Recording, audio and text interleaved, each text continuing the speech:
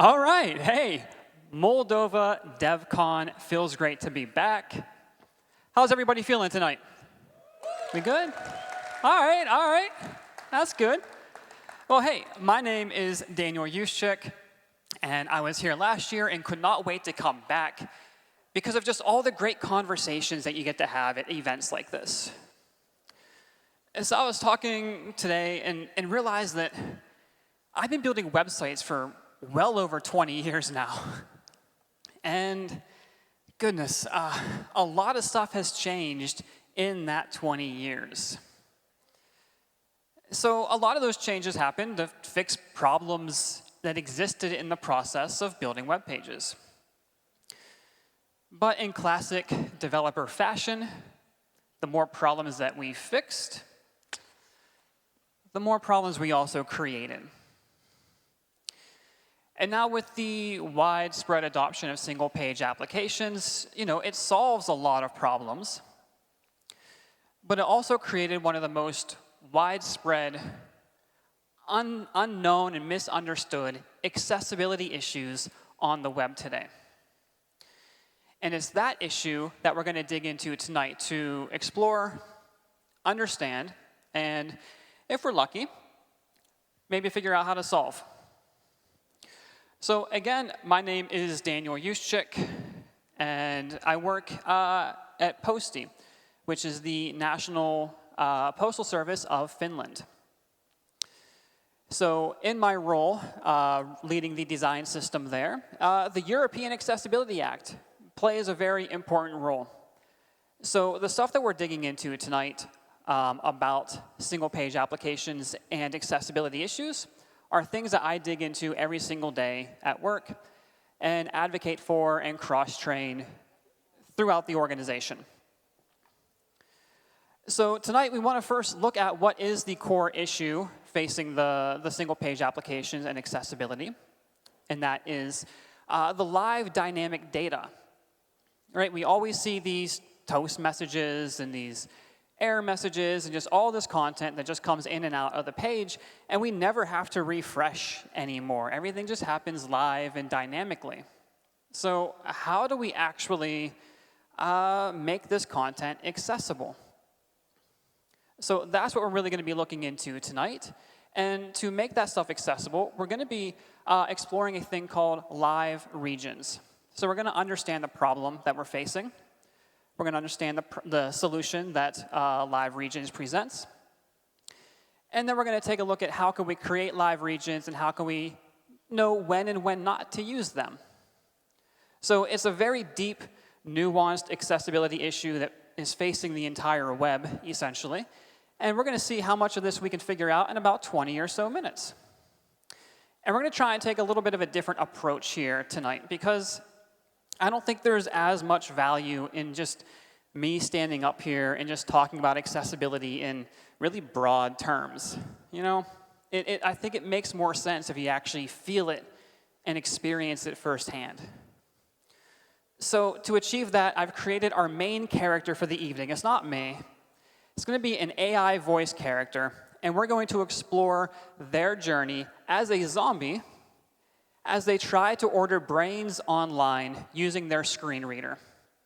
So in the spirit of Halloween, my favorite holiday, let's introduce our main character for the evening. So this is Romero. She is a recently turned zombie, and we definitely go way back. We go way back, and awesome. So we go way back, and she hasn't been a zombie very long, but she's heard all the stories in the past about how zombies had to do terrible things in the old days to find brains. But the internet, in its classic fashion, has made that easier. I mean, that's really been the whole promise of the internet since its inception, was to just make things easier. So I'm glad that even in Romero's current state as a zombie, the internet is still helping her along. But there's a lot of challenges when using the web as a zombie and using the screen reader.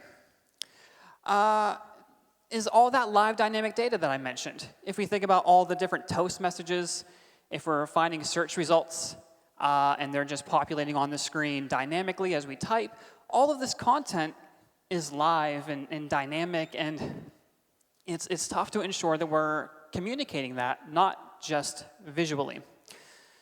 So Romero does have a classic user story here. I can't see super well. Do we have any project managers in the house at all?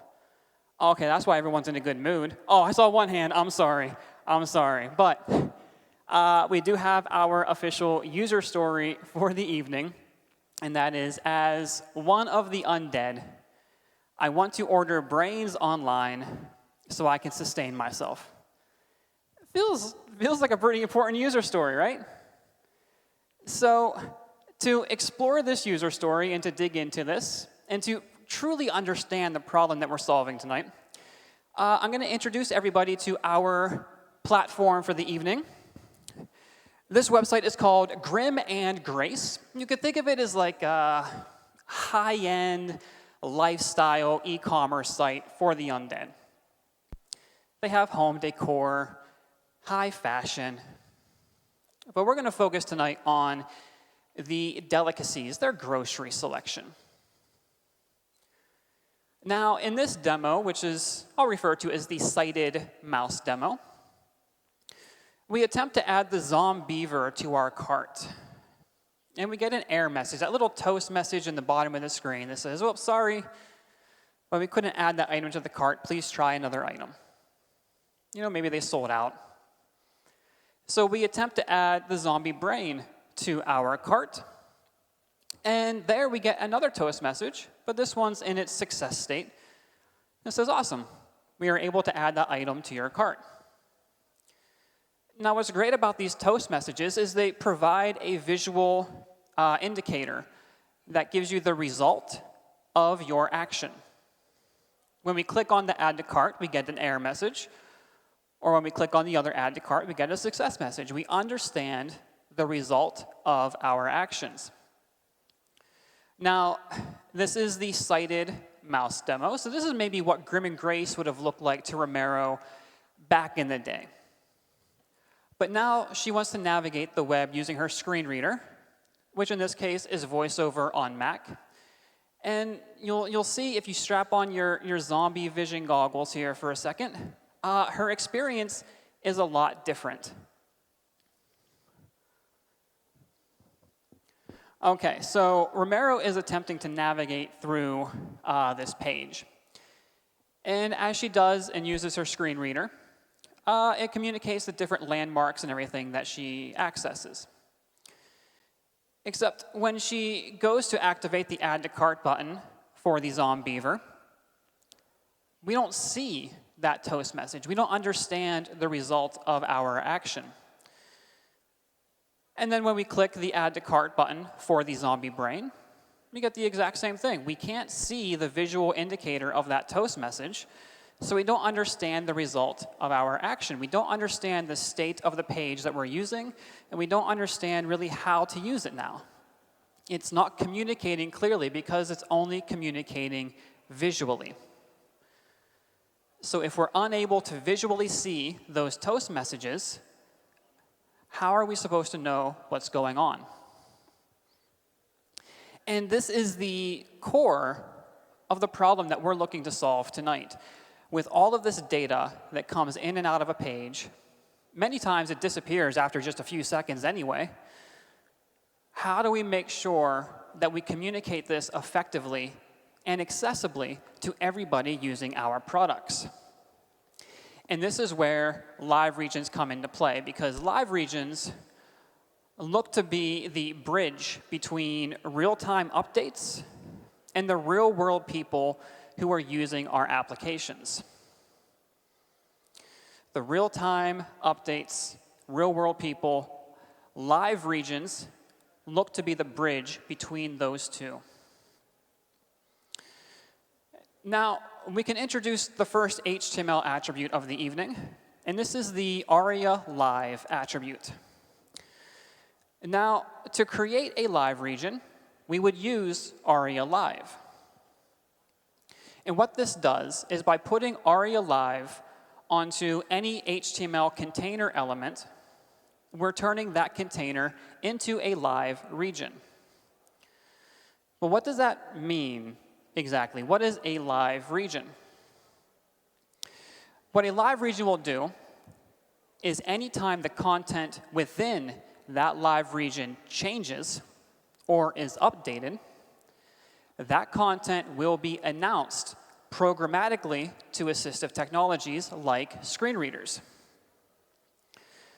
Now we're using ARIA Live assertive and polite. These are two values that you can set ARIA Live to.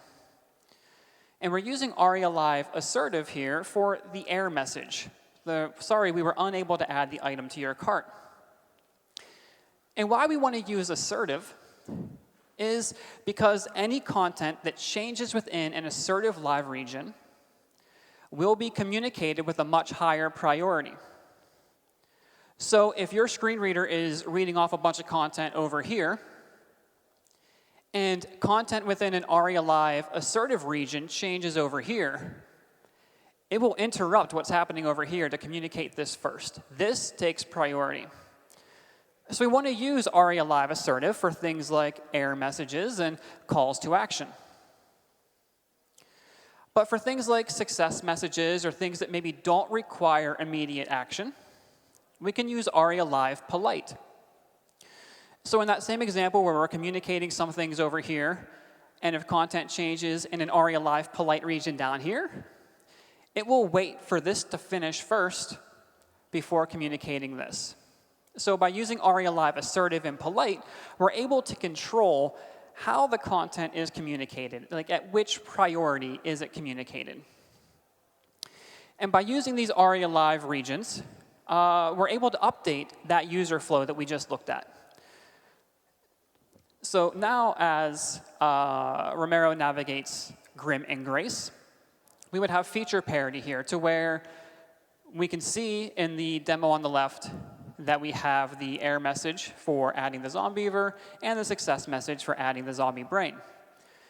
By using the ARIA Live regions, this content, these error messages, and this success message is also communicated programmatically to Romero. And I think it's quite interesting because it's easy to think on the web now, everything's dynamic. Like, when's the last time you had to refresh a page, you know? So can't we just make the body tag an ARIA Live region? Just everything's dynamic. Let's just communicate everything. But we have a perspective on this that we can, on how we can kind of look at live region content. And just because content may be dynamic or live doesn't mean that it requires a live region. So like with most things, especially in the world of accessibility, there is a lot of nuance here. And we want to look at a demo that highlights this nuance. So we have the classic search pattern here, where we go to our search input field, and as we start to type ZOM, we are given search results for our search query. And if we would keep typing, those search results would change and filter and narrow and update as we updated our search query. So this feels like a perfect use case for live data, right? We're typing into a search field. We're getting live search results. This feels like the exact thing that we're trying to solve for. So let's look at another HTML property that we can use to solve this. This property is the role attribute. And there are quite a few different values that you can assign to the role.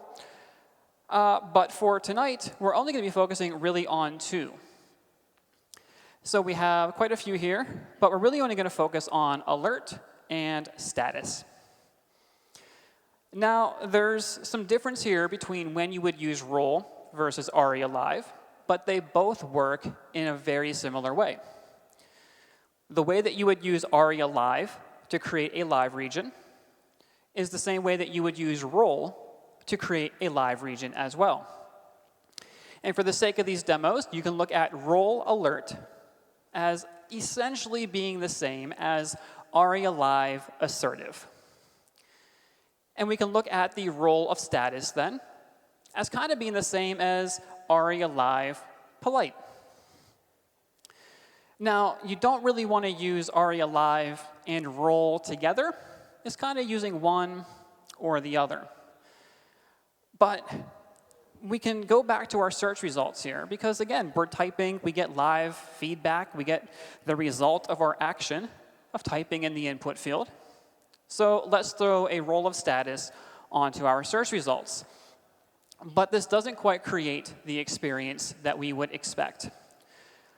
Because when content inside of a live region is communicated, it strips away all of the nice formatting and structure that you apply to it, and instead communicates all of that information is just one really long, incoherent string.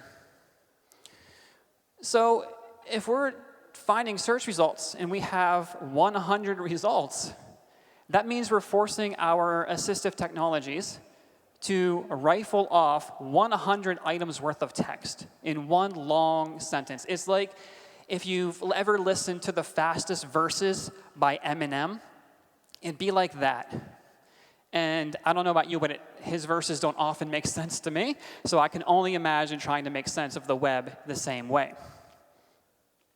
So this doesn't really create the experience that we want. So instead, we want to do a more persistent approach, but we still provide feedback, the outcome or the result of our action. So we're going to get rid of that live region for our search results. We don't want it. And instead, we're going to add a search results section where we just communicate how many search results were found. So whenever you're typing into that search field, we can then move your focus programmatically to this element. And we'll be able to communicate search results 7. That way, we still provide feedback. You still know the result of your action of typing into this search field. But also, then we're giving you the freedom to then navigate those search result items in any way you see fit. We give you the control. We don't just shout everything at you in one long string of text. We tell you how many results we found, and then we let you navigate those yourself. Now, this is an example of where live regions, it's probably best to avoid them and use more of a persistent approach. But this is only one half of using a search field. The other half is when you don't find search results. What happens then? So in this example, we're going into the search field and we're trying to search for brains. Right? That's what we're all here for tonight. We want brains, all good, but we accidentally type Brian. Oof. Ain't nobody looking for Brians, and they don't have any in stock. So it says, don't be scared, but we can't find what you're looking for. Now, this could be seen maybe as an error message. Maybe it could also be seen as a call to action.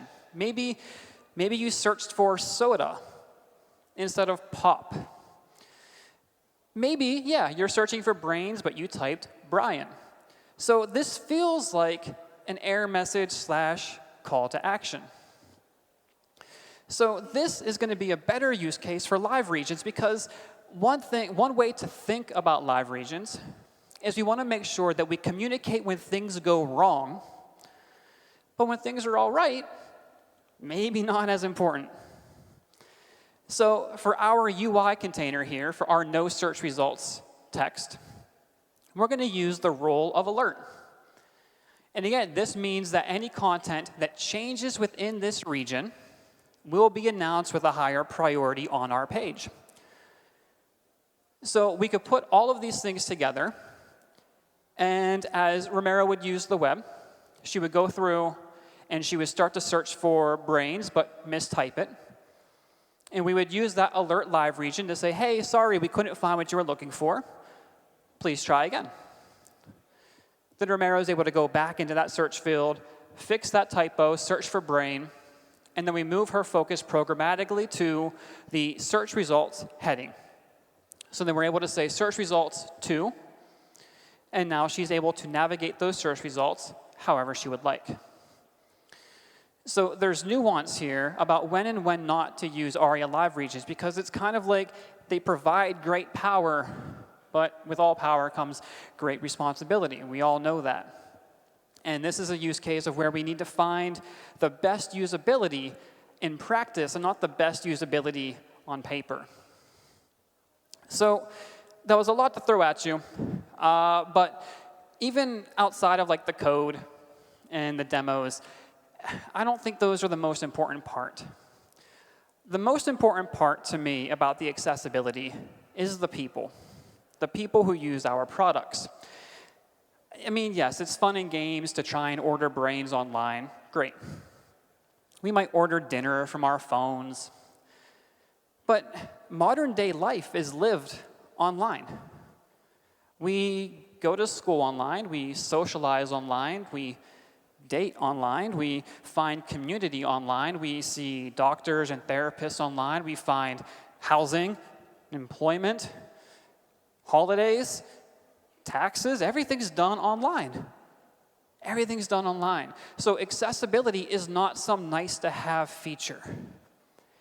Accessibility is the difference between a person being able to take part in modern-day life or not. So it's one thing to look at code, one thing to look at demos, but it's the people behind our products, the people behind our applications that actually matter.